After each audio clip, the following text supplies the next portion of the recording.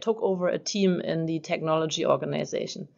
And it was considered the worst performing team in the whole organization. And I thought, oh my God, what am I going to do with this team? It's all going to be really bad. And it's a career-ending situation. And when I spoke to them, they were all super interesting, thoughtful, kind, and really smart, interesting, wonderful people. And I realized it's not them. It's how they were set up, how they were led, the core set of process, of culture that they were pushed into. They couldn't win. I think we found this in organizations when we've interviewed them. If you talk to people in the organization, they have the answers. They know what's wrong. They know what to do. They know what's not working. And it's creating that culture of trust. So I do find it fascinating. I am a technologist. I'm an engineer, but I'm actually more reliant now on psychology. How do you bring people along? How do you trust them? How do you create an environment of trust where they can safely test things, grow their confidence, feel like they're actually making a difference? Leading and scaling a business isn't hard because you lack ideas. It's hard because your time, your team's time, and your focus get eaten alive by the daily grind. Too many leaders are overwhelmed, under pressure, and bogged down by low-leverage tasks. I've learned this the hard way, scaling Nobody Studios, advising fast-growing startups and Fortune 500s, all while leading multiple ventures at once. I've seen firsthand how even the best executives get buried in meetings, lose strategic visibility, and burn out just trying to keep up. That's why I built the AI Executive Coaching Program, the same frameworks and tools that I've used in my own work to make it more meaningful, better leveraged, and more impactful. We're helping leaders in global businesses get hours back every week, turning chaos into clarity and operating with more leverage than ever before. This isn't theory. This is about identifying the traits you need to unlearn, the tasks pivotal to your success, and the tools that can be built into workflows to optimize your capabilities every day. From transforming meeting scripts into transcripts, into action plans, and spotting performance patterns you can't see on your own, we're upgrading the way executives lead. If you want to scale without losing your edge, let's talk. You'd be surprised how quickly you can lead at a whole new level. Enjoying the podcast? Don't forget to subscribe and follow us on YouTube. This way, you won't miss any episode, and it greatly supports our podcast. I first met Jana Werner while collaborating on a case study at Tesco Bank during one of the most turbulent times for organizations around the world. Together, we explored how crisis could accelerate transformation, how uncertainty could spark innovation, agility, and resilience when leaders chose to act rather than wait. These lessons from that experience were later published in our article, Accelerating Transformation in Crisis, and we've stayed in touch ever since. Jana's ability to translate complexity into clarity and lead with both precision and empathy is nothing short of remarkable. So when I learned that Jana had joined Amazon Web Services and was teaming up with Phil Le-Brun, who was previously at McDonald's, another client, and another leader I knew to be deeply versed in helping organizations evolve at scale, to write the Octopus Organization, I was instantly intrigued. This book captures a vision that feels urgent for our time. How organizations can thrive in an age of continuous transformation and be more adaptive, fluid, and purpose-driven, much like an octopus itself. Jana and Phil don't just describe a new model, they live it. Through their own work at Tesco's, McDonald's, and the hundreds of business leaders they worked with and have spoken to as they created this book, they've shown how balancing intelligence and instinct, autonomy and alignment, systems and soul, the Octopus Organization is their invitation to rethink what it means to lead, learn, and evolve in a world that never stops changing. I couldn't be happier to welcome them both to celebrate the book's release, and they continue their journey together, exploring how leaders all over the world are innovating in today's times. So let's get started. I worked in Tesco Bank. In the bank, I took over, I did a lot of work there in different parts of the organization, and eventually I took over a team in the technology organization. And that team felt really demotivated. It was considered the worst performing team in the whole organization. I took them over, I spoke to each one of them, what's going on, what they're doing. And I had these preconceptions and worries that they're maybe lazy or incapable. And I thought, oh my God, what am I going to do with this team? It's all going to be really bad. And it's a career-ending situation. And when I spoke to them, they were all super interesting, thoughtful, kind, and really smart, interesting, wonderful people. And I realized it's not them. It's how they were set up, how they were led, the core set of process, of culture that they were pushed into. They couldn't win. And so we started working differently. I started to build a culture of trust, thinking about outcomes, letting them loose to say, come on, go, just go and do. You don't have to ask me. You are amazing people. And long story short, this team turned into the top performing team and was given all the firefighting and drama cases. You know what happens in big organizations. Something goes wrong. This team is the safe team. Go and fix it. And they were so proud. And it went from super bad to super great. And this made me think, this isn't the people, it's the organization, how we set them up to either succeed or to fail. Like parents, how do we boost them to become strong people that can live up to their best or not? And that was for me a turning point of how I wanted to operate and how I wanted to unshackle the entire organization so that everybody, not just my team, could work like that. Well, first of all, I love hearing that story. It sort of reminds me almost of the famous Numi story where GM had these factories that were, sort of the worst performing factories. And it was really just great people in a bad environment. And, also knowing you and meeting you around that time, getting to share and writing a case study around your own experience was awesome. So I really would encourage folks to check that out. And again, it's amazing to see how you've continued to take those ideas and now have brought them forward into this new fantastic book, The Octopus Organization with Phil. So Phil, what about you? Tell us some of your own sort of experiences that sort of led you to where you are now today.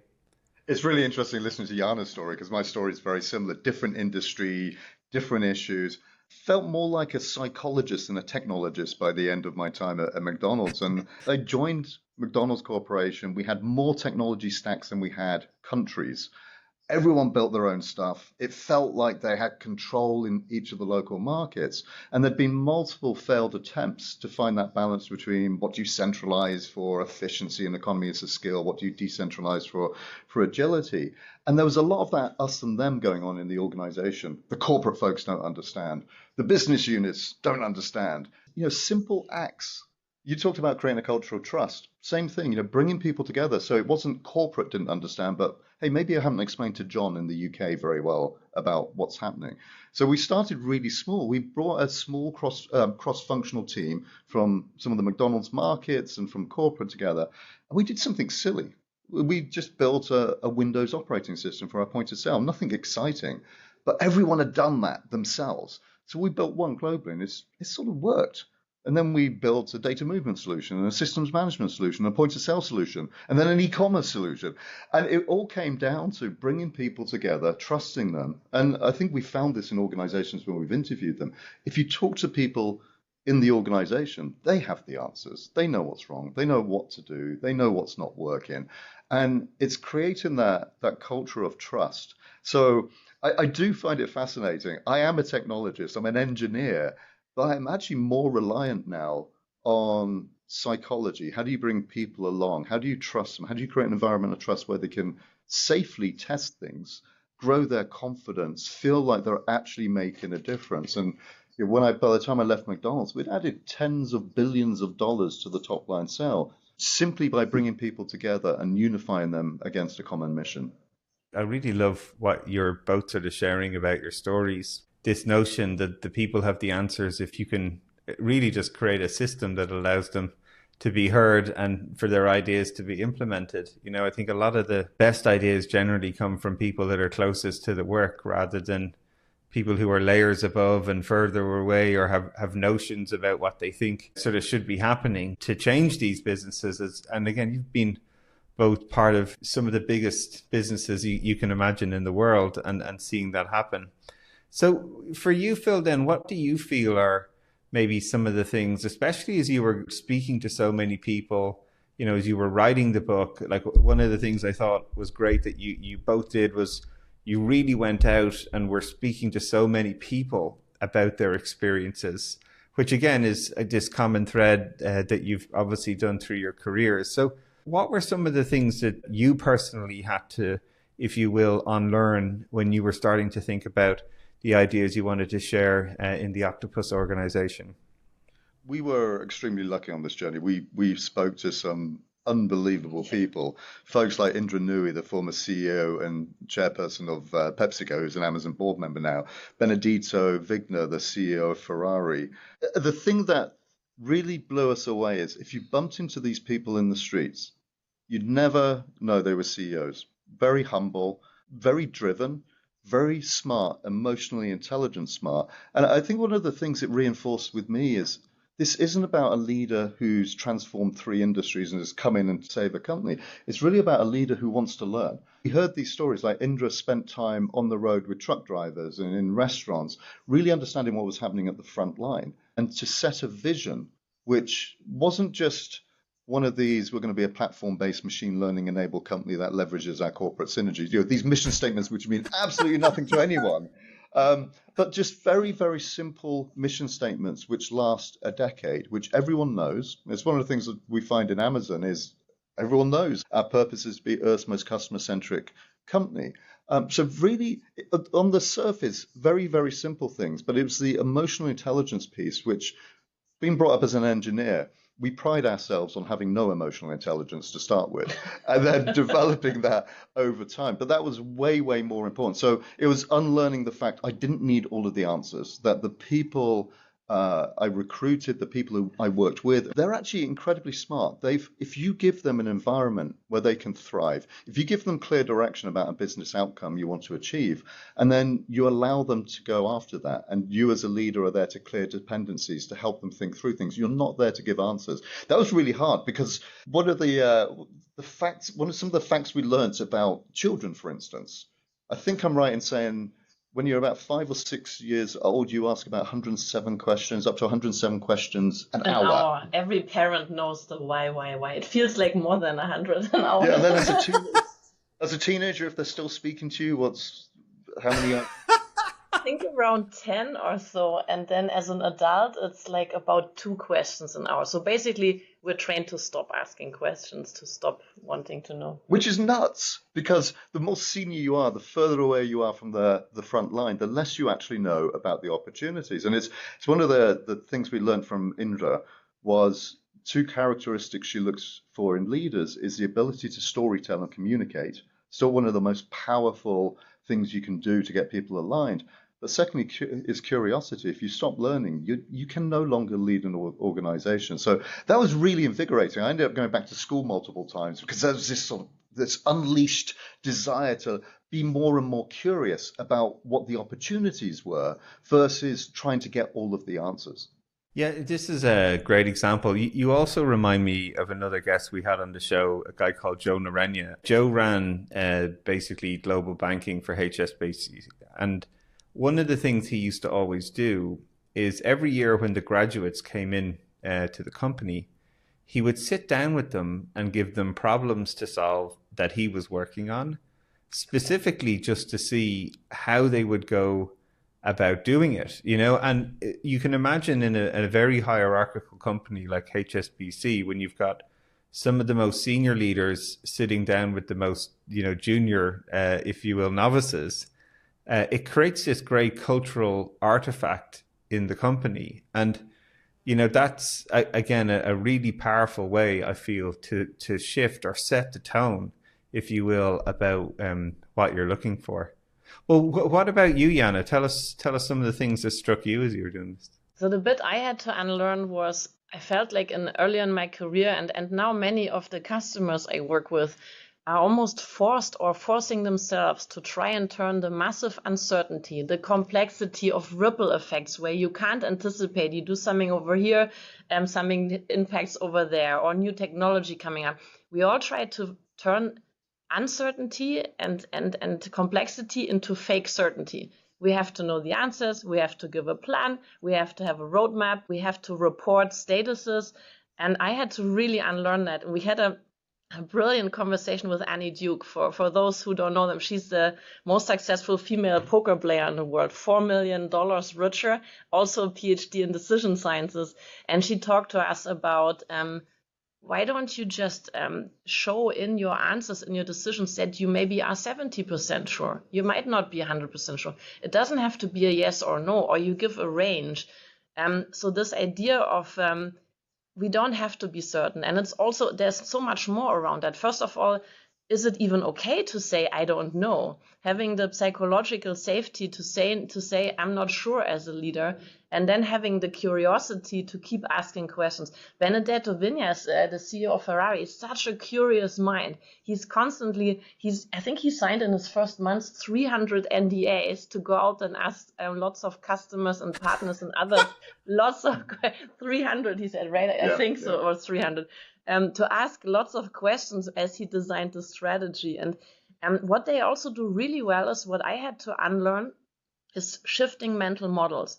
You're stuck in some mental model of how you have to behave as a leader, that decisions have to go up the hierarchy. So shifting the mental models of this is not how I have to think. And to me, that's the biggest change people can make. Changing artifacts in an organization like the org charts, or say we now have leadership principles, that's an easy thing most people turn to because it feels like something tangible. But what has much more impact is actually changing this abstract thing, this mental model, how people come to work, how they think, how they make decisions, and how they operate. And then linked to all of that is creating clarity all the time. And we've spoken to this incredible man, Benedict Byrne. He was a CEO of a sports company, but he also is an extreme mountaineer. So he climbs death zone mountains. And when we interviewed him, he was in his car on his way to a Taliban area to go somewhere to climb some mountain in Pakistan. As you do. And I said, do you think you're going to come back, or will this be the last conversation with mankind you'll have? And so he told us a super cool story that most mountaineers, when they climb death zone mountains, they take about 50 kilos of weight. They take 5 days, and they take a long time. And because they have to take oxygen and all this weight, they climb for many days. But during that time, the weather might change. It's a long journey. It's much more risky. And what he does, we could not believe it. He says, I reduce the weight. The total weight I take is 7.2 kilos. And that includes my clothes and the skis I carry to ski back down. So instead of 50 kilos, 7.2 kilos. And to achieve that, he shaves his eyebrows. He cuts every piece of his shoelace that he doesn't need. Any jacket inside zips, and everything gets cut. So he creates total focus, clarity on what's needed to then make speed. And he uses the same idea of clarity drives speed in his business. That was, I think, one of the maddest interview stories we've had in the book. I think it was the first too, wasn't Yes. it? But the other takeaway when we talked to Benedict was, I think, and it's one of the things I had to unlearn, as leaders, we often think we need to set priorities. As leaders, we also need to set unpriorities. Yes. What aren't we going to do? And that's part of what he took back into the workplace. Was he didn't make people shave their eyebrows. Well, not that he didn't say, yeah, I don't think he did. It wouldn't surprise me. But it was all about, it wasn't just talking at the leadership level about what are we going to do. It's just like shutting down all of those shadow projects, the zombie projects that never die, to make sure everyone's laser focused on what's important to the organization. And he took personal accountability for communicating that. He didn't shove it off to a change or communications team. He said, one of my primary jobs as a CEO is to make sure everyone's actually moving in the same direction. So fascinating individual. Well, they're great people, like Annie Stu's book, Thinking in Bets. I think it was one of my favorite books that I read probably in the last 5, if not 10 years. Just the idea behind it, especially as anyone doing innovation or entrepreneurial work. And the point that you made about putting a probabilistic number against your decision, that was a huge breakthrough for me personally. Like I would find myself saying to people, well, I'm 70% confident in this approach, and it always created agency around folks to sort of challenge the idea. You recognizing that you don't have all the information, and this is a calculated probabilistic bet that we're making, and it just gave me such a great language.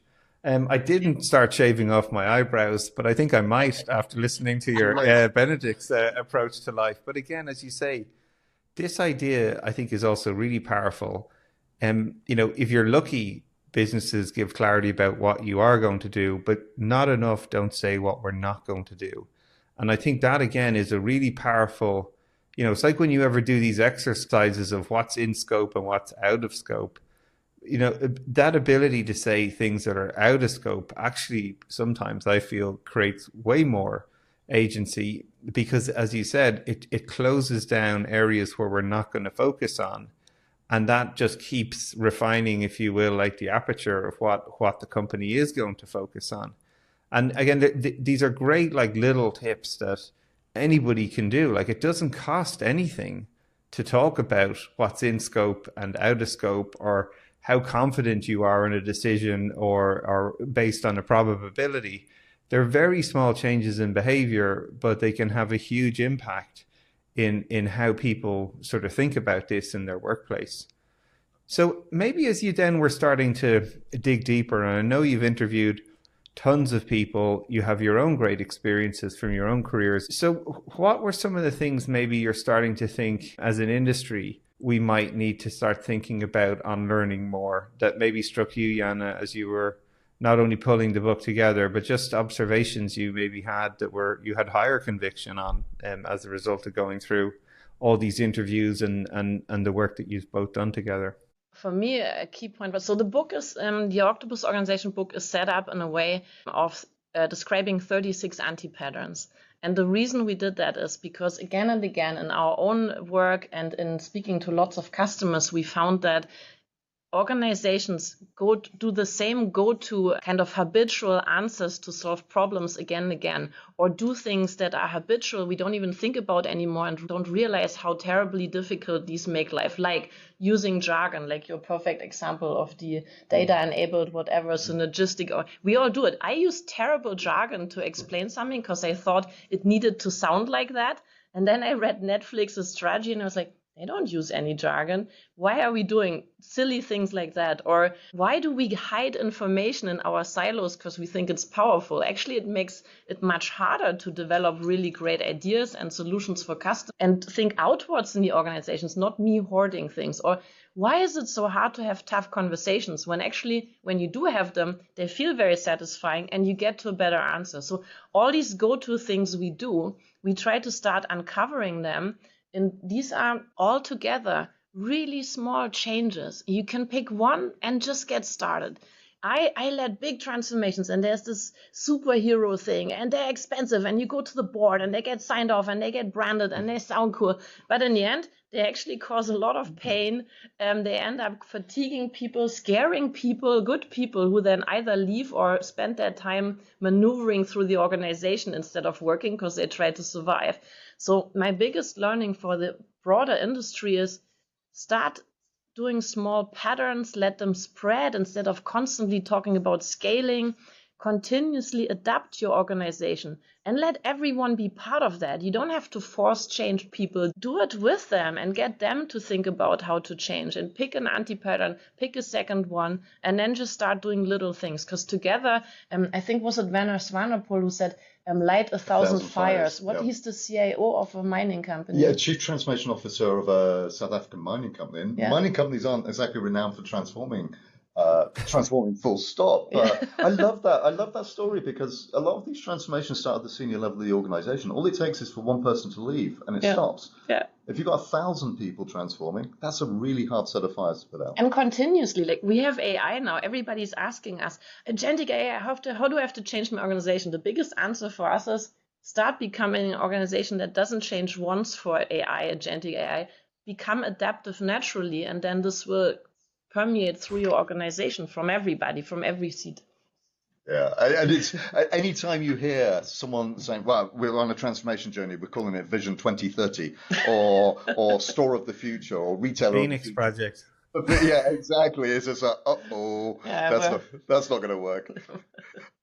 But it's I'll just pick up on one thread about this continuous transformation, because often we ask audiences, how many of you have got to the end of let's say a 5-year transformation and said, oh my God, we're agile, we're on time and on budget? And it's done. Our transformation is now done. Yeah, and invariably gets a laugh because it doesn't happen ever. And if anyone can predict the future like this, why didn't they tell us COVID was coming years ago? So this idea that we can make project plans for transformations and predict the future over 5 years and nothing's going to change, people inherently know it doesn't work. So this idea of lighting 1,000 fires, being continuously dissatisfied with the status quo, what Amazon would call a day one culture, that even if every single one of your customers comes to you and says everything you do is perfect, a good company should say that's great, but what are we missing? What could be better? And if you can do that, if you can light 1,000 fires, if 1,000 people make 1,000 small changes every week, every month, that's far more embedded in your organization and sustainable than trying to do a big top-down transformation. Mm-hmm. Well, these are just, again, great stories and lessons to inspire people. Having so many of those anti-patterns that you've sort of, if you will, cataloged from your own experience and all these fantastic customers that you've spent time with, I feel like it's going to be, again, a great tool for people when they're facing specific challenges, that they can, use these as, if you will, inspiration launch points to sort of start tackling something or making, one of these changes. So for you, Phil, then, was there one or two of the patterns maybe that you feel really stood out to you, that maybe as an industry that you would love to see more people tackle? There's a couple. One is we call the team of leaders, or the leadership team, which is, there was some studies done a few years ago that said about 50% of classic transformations fail at step number one. And step number one is, are we actually all aligned around, at a leadership team level, around what this transformation is? And we've had experiences with customers where they've been part of the way through a transformation. We've had each of the leaders write down, what is it, who's accountable, how do you measure it? And I think the scientific answer to that is N minus 2. So the number of people in the room minus 2 is the number of variants you get. Because often what happens is people sit around the table and someone will say, we're going to become a digitally enabled organization. Anyone disagree? Sounds sensible. Everyone leaves the room and invariably someone says, well, that's the CIO's job, nothing to do with me. They don't realize it's a team sport. Or they each go back to their function and says, this is what it means for my function. They actually create more issues by having each function focus on what it means for them, rather than accepting that most work happens despite your organizational structure. And it goes back to what you were saying about psychological safety too. It starts at a leadership team level. If the leaders aren't prepared, if someone isn't prepared at a leadership team level to just put their hand up and say, hey, boss, that sounds good, but what do you mean? Who's accountable? What are we going to stop? How do we know we're making progress? So that's one thing that stands out to me, because it all starts with leadership. Leadership is changing, but it's more critical than it's ever been. And then secondly, starting at a leadership team level, one of the other questions we ask audiences is, how many of you hate people and don't understand money? What do you mean? I said, well, you got a chief finance officer and a chief HR officer, and it's just like, why don't you? Well, that's stupid. I'm a leader. Okay, how many of you hate technology, data, and organizational change management, or don't understand it? Oh yeah, no, we've got a CIO for that. So one of the anti-patterns, particularly in this era of agentic and generative AI, is we need much better understanding across the organization of technology, not to turn everyone into technologists, but just to know which questions to ask. CEOs who've experienced generative AI, who've written prompts, who can credibly say, hey, I'm really excited about this technology, not because I read about it in some report, but here's what I learned over the weekend, just playing with this tech. The same with data. Most data issues we see aren't technology. It's leaders who proclaim they want to be a data-enabled organization, but then say, hey, I've been here 20 years, I know what the answer is. So just that basic understanding, and even excitement about understanding. Then you call them, they need to become technology teenagers. Technology teenagers. That's what we tend to tease them with when we have these exact conversations. Say, my daughter picks up some technology and just does stuff. It just happens. She just knows how to do things. So we're saying you need to become technology teenagers in boardrooms and get curious and start experimenting. That resonates massively for me personally. One of the things I did maybe about 6 months ago, I've got a mailing list of about 5,000 execs on it.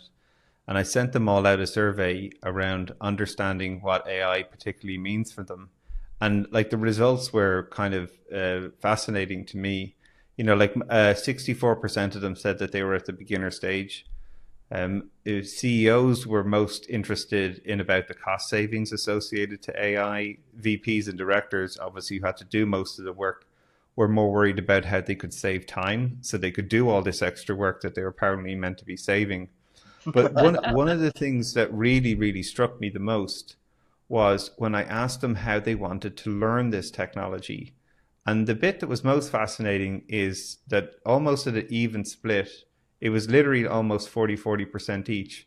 They either wanted to learn one-on-one or in very small groups with similar peers. And a lot of that comes from a little bit of fear because it's a new thing.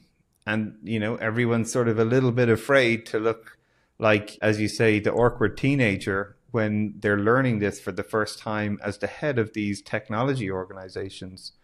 And it's been really inspiring now. So a lot of them, I've started coaching these cohorts of these execs now as well. And it's amazing to see when you just give them one or two small little starter steps, these just run with it because they're super bright, competent people. But there's an inertia or fear about the unknown and an overwhelmedness of the amount of tools that are really in front of them. So it's great to hear that you're out there encouraging these folks to sort of tackle this and try it. Because, again, what I keep seeing is once they have a little bit of dedication and focus and start trying, they go up the curve in a flash because they're super bright people, but you suck in the beginning. And that's sort of like, it's sort of this a little bit of a thing to break through. So looking forward then for yourselves, obviously the book is now will be out in people's hands, the Octopus Organization. I really encourage everybody to go out there, grab yourself a copy. Great thing to read over the holidays and into the new year as you think how you're going to transform your businesses. So what are you both most excited about maybe, as the book goes live, what do you want people to start doing differently? And maybe Phil, you can kick this one off as about reading the book. Like what do you hope happens when someone finishes the last page and then closes the book and walks into the office on Monday? I hope before they even get to the last page, they just start doing. They start experimenting. Many of the suggestions in the book are things you can try in a week or a month. So rather than try and read the book end to end and say, right, we need to do all of this stuff, let's put a plan together. It's try it in a team. Start some of the tips we've had from people like Amy Edmondson, the mother of psychological safety, about how do you really build psychological safety in a team. Try it with your team. Don't think about scaling. To Jana's point earlier on, this is about starting these little fires and seeing things spread because people get excited. So just start on the journey. And then we'd love to hear what's working, what isn't working, what have other people learned as they've experimented. Because I think we've only scratched the surface of what you could really do here. Yeah. We know there's so many other ideas in leaders' heads, in individuals' heads about transforming their organization over time to be something more resilient, more flexible, more agile. Yeah. I hope people grab just one or two anti-patterns. When we share some of the anti-patterns, you see people either chuckle or go, or people's shoulders look suddenly really heavy. So you get a really quick physical sense of whether they know exactly what we're talking about. And I hope that people have the courage to grab one of those and run with it. And I'd love to hear others. Since we finished the book, we found more, and we couldn't even fit all the anti-patterns. There's some others that we haven't written up that we'll probably publish later. There's some other anti-patterns. There will be some that we maybe haven't seen, and people might share them with us and say, "Oh yeah, that's actually a good one." So I'm hoping that people will start doing something, but not always adding on. The counterintuitive thing I've learned lately is when you try and change, you think you have to introduce something new. But actually, the coolest changes I've seen is removing something, depreciate something, get rid of something, deviate from a process or from a tool or a thing and see what happens. So I'm hoping that it's a new and what first feels counterintuitive, but later comes maybe like a natural thing. Spread something. Think about patterns, not projects and plans. So take all this, what feels counterintuitive in the book right now, and just have some courage to run with it. It's small. nothing super bad can happen if you just start like that small. Wouldn't that be a cool performance review conversation? So Barry, tell me, what have you done this year? Let me tell you what I haven't done and what I've stopped.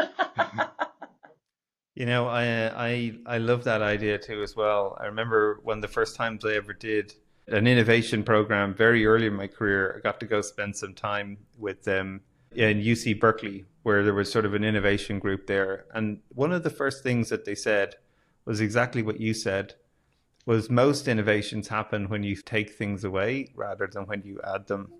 Yeah. And they gave tons of examples of these things, like whether it's an Uber and they took away the idea of even paying people, taking your card out, and all these amazing things. And I just think it's a great idea, where we're so focused on adding, and sometimes, and there's a little bit of an inspiration for Unlearn too as well. There was a sort of famous sort of story of a monk sitting there, and he's pouring more and more stuff into the cup, and the cup fills up. The idea is, well, why don't, instead of pouring more in, why don't you take some out? And I just love these sort of inspirations. Yeah. Look, it's been amazing to have you both on the show. I really thank you for sharing both your own stories, the stories of the people you've talked to, capturing them in this fantastic book, The Octopus Organization, A Guide to Thriving in a World of Continuous Transformation. It's been great to have you on the show. It's been great to follow your journey, even as you've been writing this book. And, I look forward to, many more people enjoying the fruits of all the effort that you've put into this. So thanks very much again for being on the show. Thank you, Barry. Thank you for having us and for inspiring us as well to put a lot of unlearning in there. Thank you. My pleasure. Thanks so much for listening. If you found this episode useful, make sure you subscribe on Apple Podcasts, Spotify, or your favorite podcast app. Please consider leaving a rating or a review, as it helps others find our podcast. For more episode and details about the show, visit barryoreilly.com, and we'll see you on the next episode.